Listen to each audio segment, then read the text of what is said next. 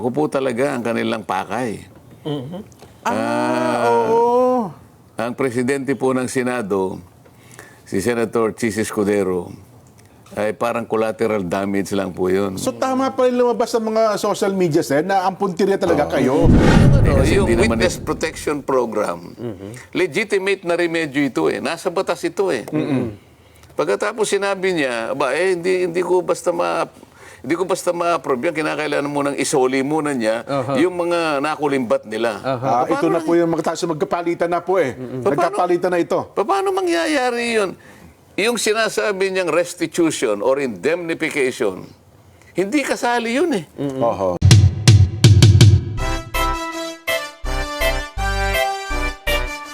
Teka lang, marami kasi nagtatanong, ano ba talaga nangyari po sa Senado, Sen? Siguro i-refresh nyo nga po yung ating mga kababayan.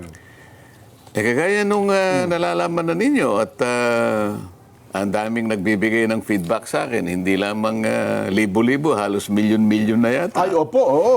Na hindi nila matanggap-tanggap na ako po'y biglang pinalitan bilang chairman ng Blue Ribbon Committee.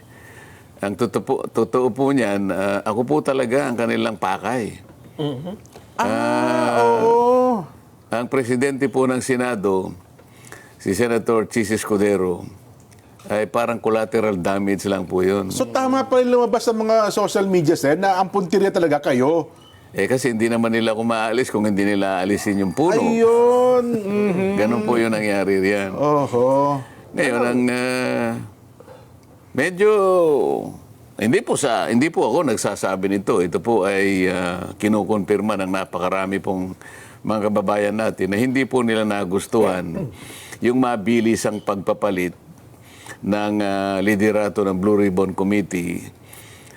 Lalong-lalo na po doon sa panig ng paglalahad na po ng katotohanan. Yung pag-iimbestiga na po sa kanila pong palagay, ay meron na po silang nakikinikinitang mga katotohanan na lalabas dyan.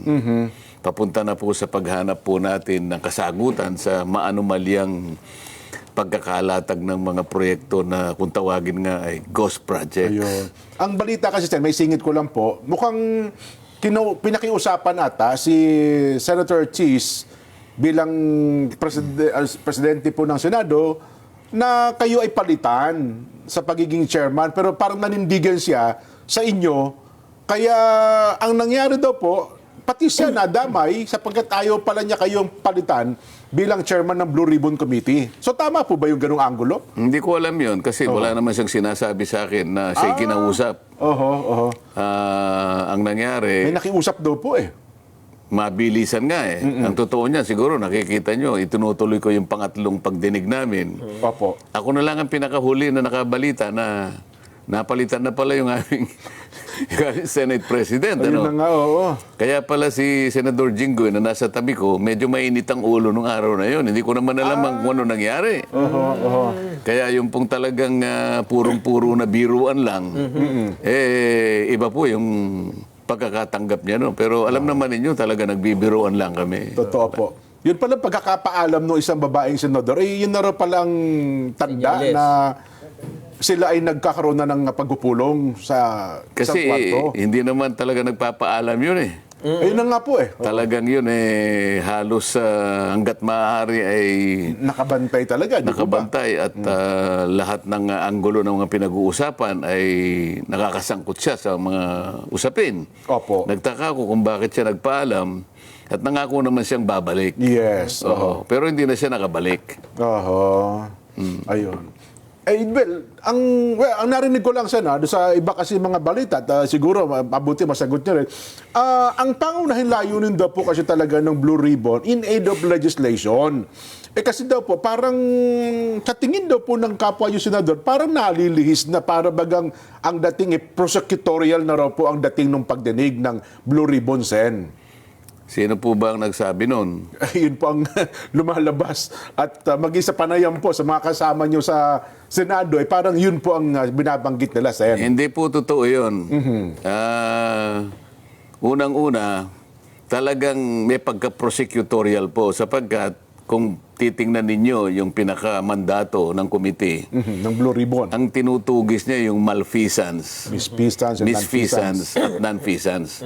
Paano po ang paglalahad ng inquiry kung hindi po namin gagawin sa paraan na pagtatanong at paghanap ng kasagutan sa mga dapat na itanong para nga mapatunayan kung merong malfeasance, misfeasance, and non-feasance. Yun po yung tinutungo talaga. Ayun, Yun ang pangunahing layunin ng Blue Ribbon Committee.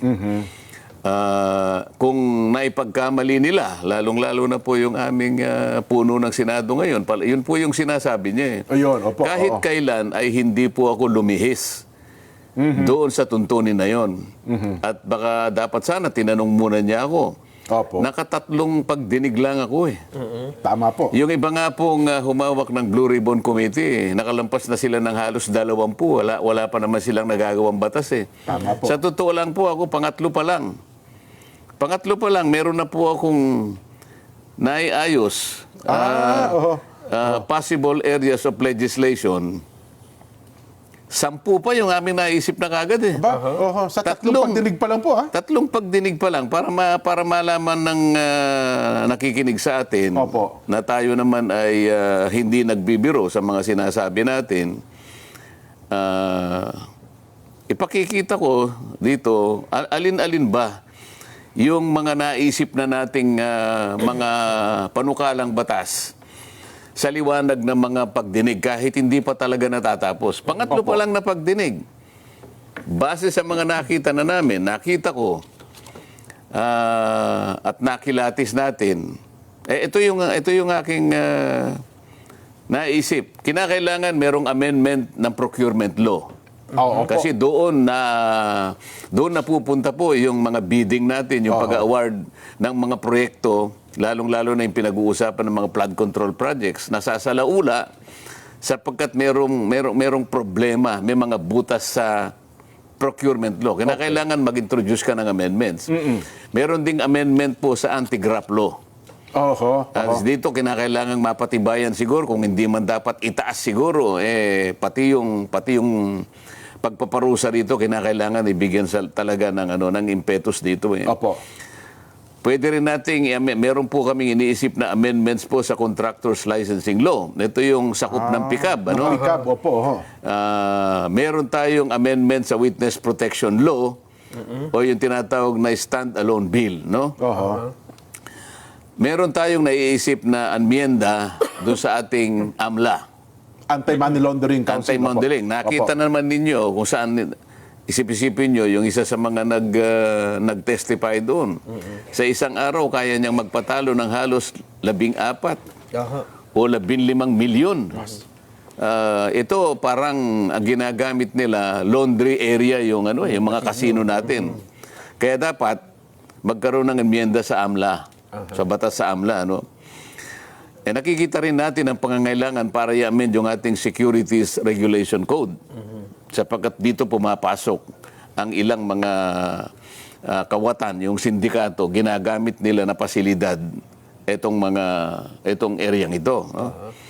At dito, idadagdag natin yung False Claims Act. Ito yung, kung tawagin ay writ of quitam.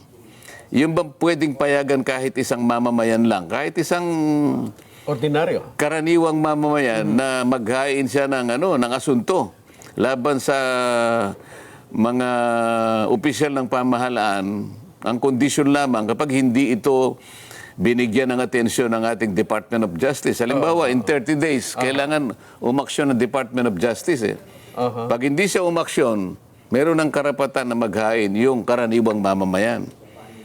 Sa laki at sa lawak ng pangyayari, iskandalo na nakita natin sa mga proyektong flood control na yan, kailangan nating siguro makagawa na ganitong uri ng batas also. Kailangan din nating pasiglahin yung kailangan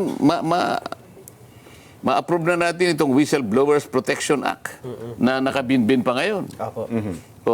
Meron pa tayong Heavy Equipment Registration Act. Sapagkat itong ginagamit nilang mga kasangkapan, mga makinarya sa mga proyekto, Wala naman listahan ito eh. Ginamit na nila sa ganitong proyekto, pipilitin pa nila kunwari na isulat na ginamit sa ganito hanggang Mindanao eh. Lima lang ang makinarya mo eh. Ang project mo mahigit na 50, ibig mo sabihin eh. Iisa lang ang ginagamit mo makinarya. So, saka ang pang-10 ay kailangan meron tayong flooding master plan. Master plan, oo. So, dito pa lamang, nakakatatlong pagdinig pa lang ako, meron na akong 10 panukalang batas na gusto kong maipundar natin.